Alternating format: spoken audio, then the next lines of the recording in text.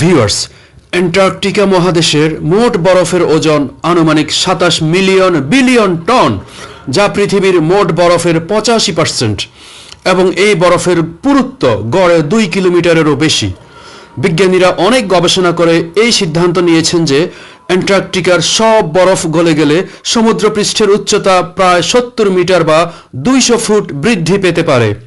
অর্থাৎ পৃথিবীতে শুধু পাহাড় পার্বত্য অঞ্চলগুলো টিকে থাকবে এবং সবগুলো সমতল ভূমি পানির নিচে ডুবে যাবে। এবার আসুন, পৃথিবী গ্রহটি নিজ অক্ষের উপর ৬৬.৫ ডিগ্রি অ্যাঙ্গেলে দাঁড়িয়ে আছে, যার কারণে ঋতু পরিবর্তন হয় এবং প্রতি ৩৩ বছর পর পর আমরা শীতকালে বা গ্রীষ্মকালে মাহে রমজান পাই। এই যে বরফ আটকে আছে, এই যে ৬৬.৫ ডিগ্রি অ্যাঙ্গেলে থেকে পৃথিবীটা ঘুরছে, এগুলো কি আপনা আপনি সংঘটিত হচ্ছে? পৃথিবীর কক্ষপথ পরিবর্তন, গড় তাপমাত্রা বৃদ্ধি পাওয়া, এগুলো ঘটলে পৃথিবী ধ্বংস হয়ে যাবে।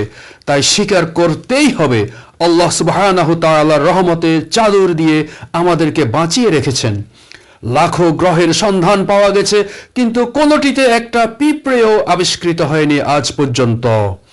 শুকরিয়া এই সবুজ পৃথিবীর জন্য, শুকরিয়া ইয়া রব, আল্লাহু আকবার কবীরা।